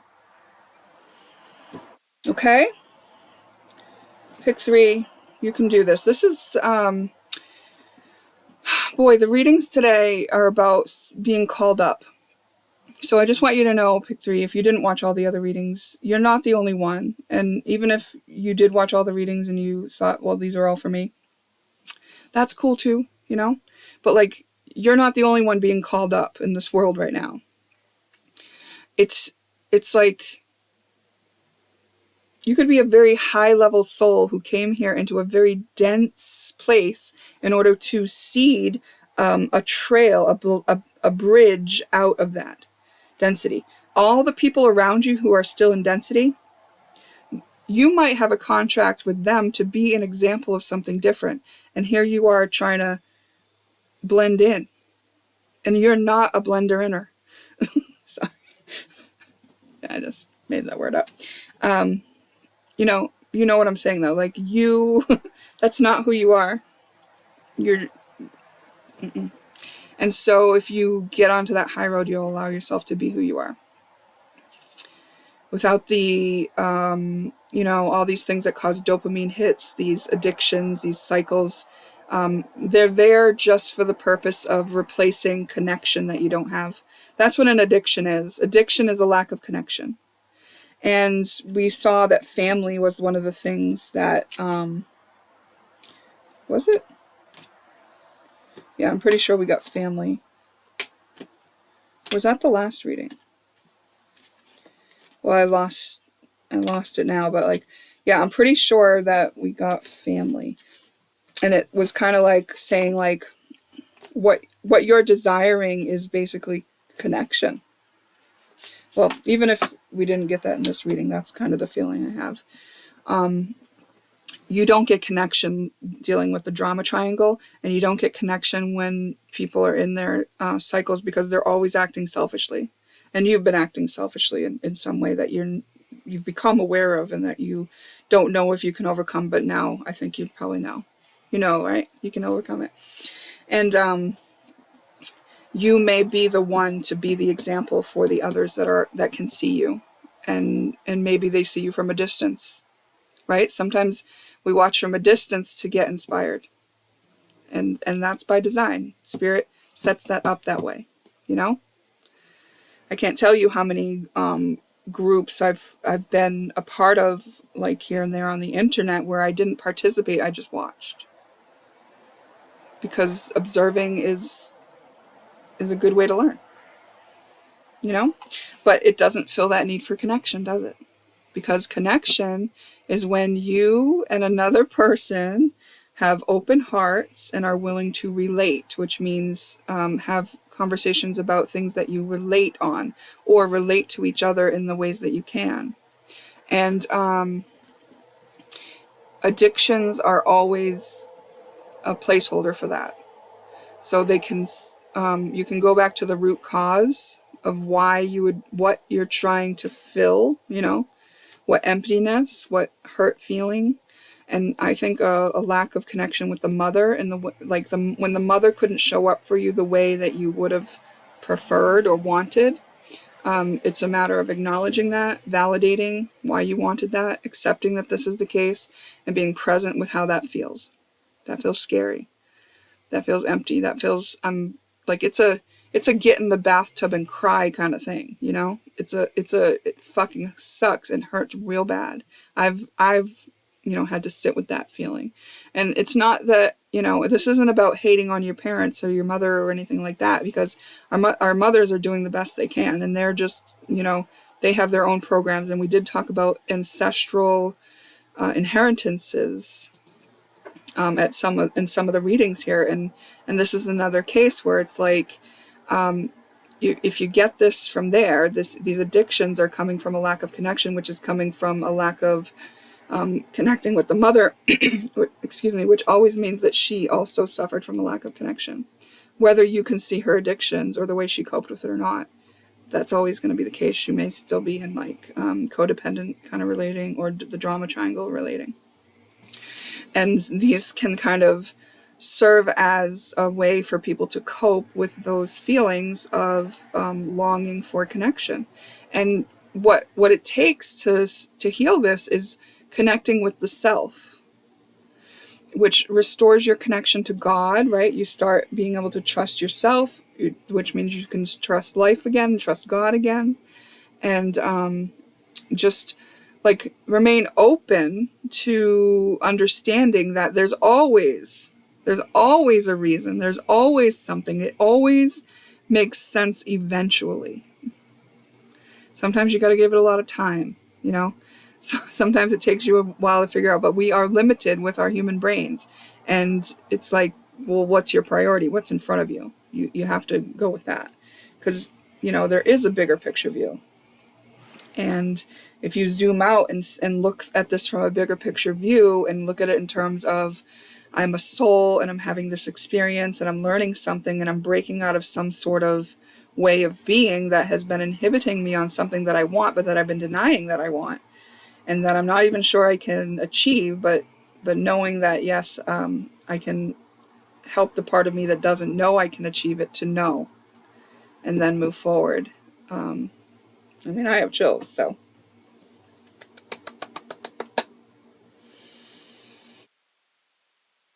I feel like you would be someone who is claircognizant, right? When you open yourself to this. So let me tell you what claircognizance is, because that was my first clair. We've got the clairs, the clairaudient, clairvoyant, sentient, and claircognizant, and I think there's another one. And clairsentient means you can feel things, right? That's how you get your messages about life. Your senses are showing you through your feelings.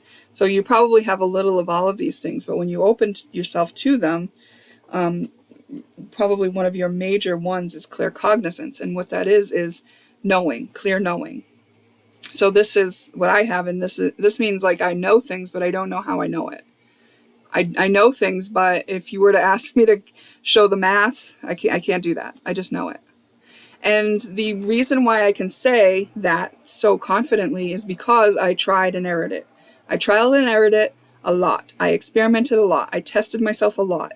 And I did it so much that I am convinced. I know what it feels like when it's a clear cognizance, when it's clear knowing, and I know what it feels like when it's my wishful thinking or, my ego or a guess. I can decipher those two things, right? Because I trial and errored it, because I experimented.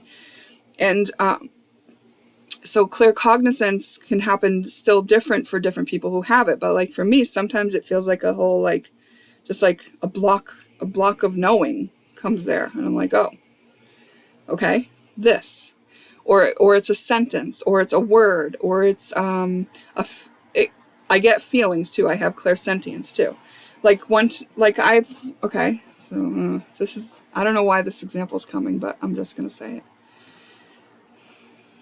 So this one time, I went to this certain place that I had to go to drop something off, and I walked by a man. And I remember getting the impression that that man was a pedophile. And I remember coming back to my car and just trying to shake it off. Just being like, like, I mean, like, why do I need to know this, right? Like, there's nothing I can do. And then it was probably 6 months later where I was having a conversation with someone, and they told me that that man violated them. And I was like, oh, you know? And I was just kind of like feeling like that was one of the ways Spirit was kind of showing me, like, I can trust my knowings. I can trust my impressions, even if I'm just walking by a stranger. And let me tell you, that's very unpleasant sometimes, you know? But even pedophiles are just people. They're wounded people who pass along their wound. And so, like, from my standpoint, it wasn't like God saying, oh, get the lynch mob or anything like that. I think it was God kind of just giving me this chance to, like, acclimate to understanding this much about people, to being able to see this deeply into people, and to remain loving and kind despite whatever flaws or mistakes or tragic things that they encounter or perpetuate. And that is who I am, because that man did have an abuse perpetrated upon him, and that is why he became that version of himself, someone who was passing along, projecting the wound instead of being able to deal with it. And that is the importance of breaking the cycles. That is the importance of taking the high road. That is the importance of taking your ancestral inheritance and dealing with it, because then you don't pass it along. And it's, we know, like, pedophilia is an obvious offense, right? That's an obvious one where it's like, that's not okay. You can't do that. And we're doing this on the level of like so many more subtle things that we are passing along to our children, like the breaking of connections, you know? Like what that man experienced was a breaking of his boundaries. Like that connection broke his boundaries that he had. There was too much intimacy in a place where it shouldn't have been. And others of us have experienced a lack of that intimacy where there should have been some, you know? But it should all be boundaried. We should all be respecting each other's boundaries. And I haven't always been the best at that, right? Like there was a point I remember in just learning about dysfunctional relating and how it works. And oftentimes it is common for mothers who lack boundaries in general to also be violating their children's boundaries with like intimacy and stuff. And I realized for me, how that was taking place in one way was like, I lived in a,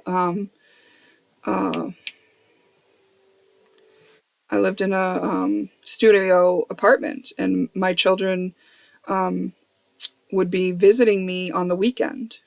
And then I would just like tell them turn around while I would be getting dressed in the corner or something, right? Like I would just be like turn around, because like we were all in the one room that I lived in. And you know, later when I was like looking at this kind of behavior, I was realizing like how inappropriate that was, because I have 3 sons. And you know, I should have just gone into the bathroom and closed the door so that I didn't have to make them feel uncomfortable. That was sort of a boundary break. Like, you know, it's not like a blatant one, like I wasn't like getting dressed right in front of them necessarily, but I was, you know? And so that was like something I had to like sit with, acknowledge, validate, accept, and be present with how I felt about that, which was like, I felt like, oh, I fucked up. Like that was wrong of me. So that was just an example of like, you know, why boundaries are really important and why we kind of lose sight of that when we have all these like inappropriate connection or lacks of connection in our lives with other people. So what helps with that is having examples of people who have taken responsibility for themselves and who do trust themselves and who are kind of just like acting in that way and taking the high road at the same time, you know? It's like the more people see that, and the more they're inspired to do that, the more it spreads that, and that we're able to live in a humanity that is like that. And then we don't have that situation where people are suffering in the ways that they have been. Okay? Thank you for listening to my ramble about that.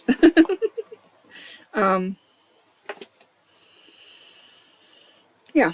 Remember, this is just information to reflect on. And I'll see you in a future one.